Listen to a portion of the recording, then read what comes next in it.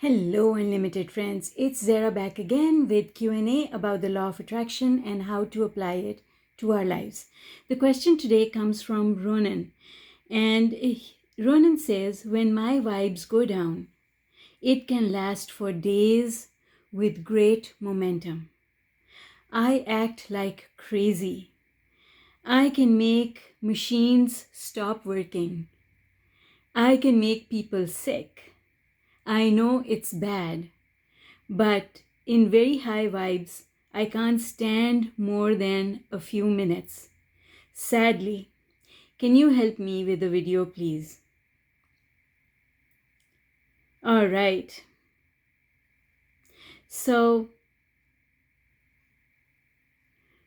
the sick people that he's referring to, he says, of course, the machines are mine that stop working, and the sick people are my family members. And they match his vibes. He understands that. All right, Ronen, sweetheart, so much I want to say to you. And before I get into it, let me just do a very short introduction. Hi, my name is Zara Mahoon. I am the author of 15 books on various aspects of law of attraction. And on this channel, I like to answer questions from my subscribers to help people really start understanding the teachings of Abraham and the law of attraction and applying these teachings to their lives. If you have a question about the law of attraction and how to apply it to your life, you can leave me a comment or you can send me an email through my website, zmahoon.com. All right, let's get started. So Ronen, I'm going to take this apart. So I'm going to read bits of it over. When my vibes go down, it can last for days with great momentum. Sweetheart, that's not a problem. I was exactly like that. I mean, this is a long time ago now, probably close to 20 years. Actually, it is 20 years. Wow, time flies. There used to be a time when I used to go into depression and then I would just stay there for months. Nobody knew what was going on with me. Depression was not something you talked about, not in my family. No. And so I kept it to myself. But as I started applying the teachings and being more positive, I discovered that I would still go into depression, but I wouldn't stay there for as long. It became shorter and shorter and shorter until I was able to come out of it really, really quickly. So what I will tell you is that this is not a problem. You are not the only one whose vibes go down and it can last for days with a lot of momentum. It can happen to a lot of people. Anger. I've had massive anger issues in the past. And I used to have the capacity to stay angry for a very long time. And now it's the reverse. You can't get me angry. It has to take a lot to get me angry because I've learned to be unconditional. I have taught myself to be unconditional. I wanted to be unconditional, and you can do that too. Yes, other people get hurt by our emotional volcano. If they stand in the way of the eruption, yes, they can get hurt, but that's their problem. That's not your problem, Ronen. If other people cannot handle your emotions, that is not your problem. It is their problem. Each one of us needs to be able to handle only our own emotions, not other people's emotions. So just like you have to be a duck, other people also have to be ducks. If each of us is a duck, then there's nothing to worry about. So you trying to protect other people's feelings and keeping them from becoming sick, how is that going to work out? That's too much pressure for just one person. Everyone is responsible for creating their own reality. You cannot create for anyone. They are doing the creation. So if you say that your anger or your negative emotion has the capacity to make other people sick, that's not on you. That's on them, because they are the ones who are creating their own sickness. You cannot create sickness for anyone. And so, don't make excuses for their inability to handle your emotions. That's on them. Let me tell you something. And I learned this, and then I will tell you what I did. So I learned that when I had an anger tantrum, the first thing I learned was that anger is a very good thing. Yes, anger is a very good thing. The second thing I learned was that my parents and society in general had trained me into thinking that anger was a very bad thing. And the problem with that is that then you start trying to suppress your anger. You should never suppress your anger. You should think your way through it. Think your way through it. Your thinking can create a path through your anger. And that's the objective. Your anger is telling you, giving you really important information, and that information is that you're going the wrong way on the emotional scale, that you are going down. You need to do a U-turn and go back up. So that is important information. If your emotions didn't give you that information, you wouldn't know that you're heading in the wrong direction. That would really result in a very big mess. So anger is a very good thing. That's what I learned. And then I learned that anger is not an emotion that we need to share with other people. That's where it goes wrong.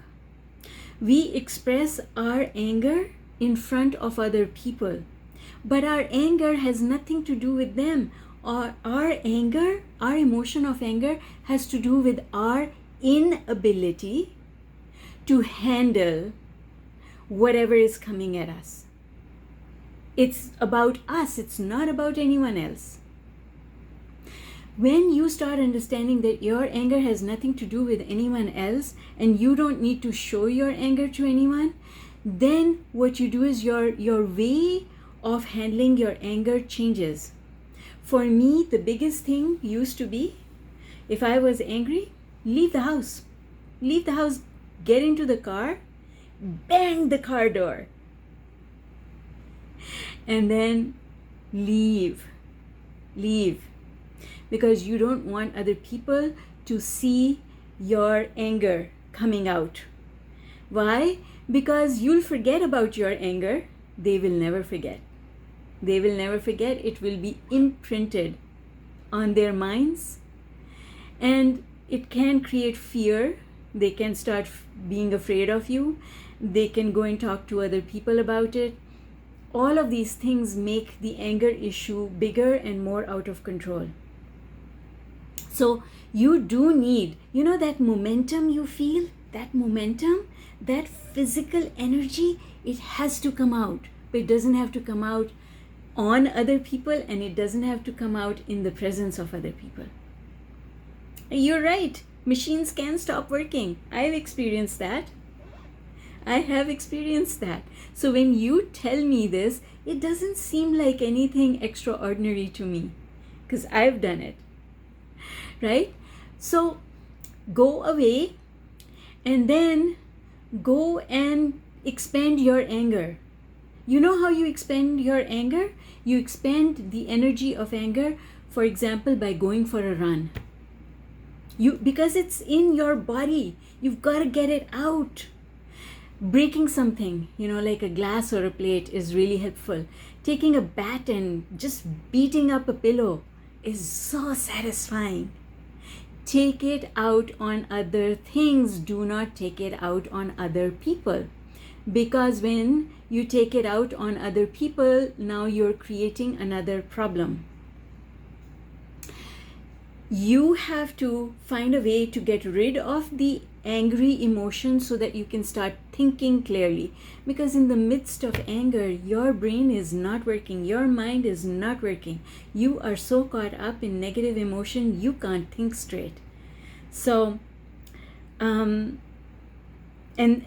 here's the thing, you see, you are saying in what you've written to me, you are saying, I know it's bad. You are calling yourself bad. You're not bad. It's not bad to feel anger. It's just not a favorable thing to take it out on other people or in the presence of other people. Because what happens to other people is when you take your anger out in front of them, they go down the emotional scale and they stay there. And unconditional love means that we are not going to do anything that hurts another person. Right? A lot of times I get a question, and I'm just going off on a tangent, but I get a question that says, Zara, that sniper who shot up people in a mall or in a school, he had a smile on his face. He was happy when he did it. No, he wasn't. No, he wasn't. Because he was not high on the emotional scale. Because someone who is high on the emotional scale will never hurt another person. So the thing is, we want to, not because of other people that we are trying to protect them, but we want to take all our actions from place high on the emotional scale. And we never knowingly want to hurt anyone. So don't take responsibility, however, Ronen, don't take responsibility for how other people process whatever you say to them. That's not your responsibility, and there's no way for you to control it. Because here's the thing I can tell you, even if you were not angry, even if you were the sweetest person on planet Earth, if somebody is going to take it the wrong way, they are going to take it the wrong way. Because why? Because it's not on you, it's on them. So, sweetheart, all you have to do is to understand that your anger is an indicator. It is a message from the universe, and you should never ignore a message from the universe. Always pay attention. It is telling you what you need to do next. And what it is telling you is that you're heading the wrong way on the emotional scale.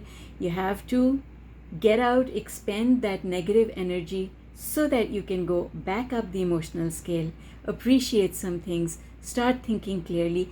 Now you can go back to your loved ones, because you'll go back to them at a better place, and you'll be able to have a cool, calm, constructive communication with them.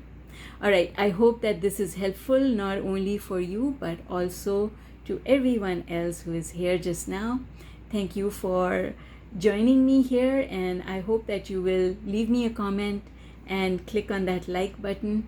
Do come back if you have a question, especially send it to me through my website zmahoon.com.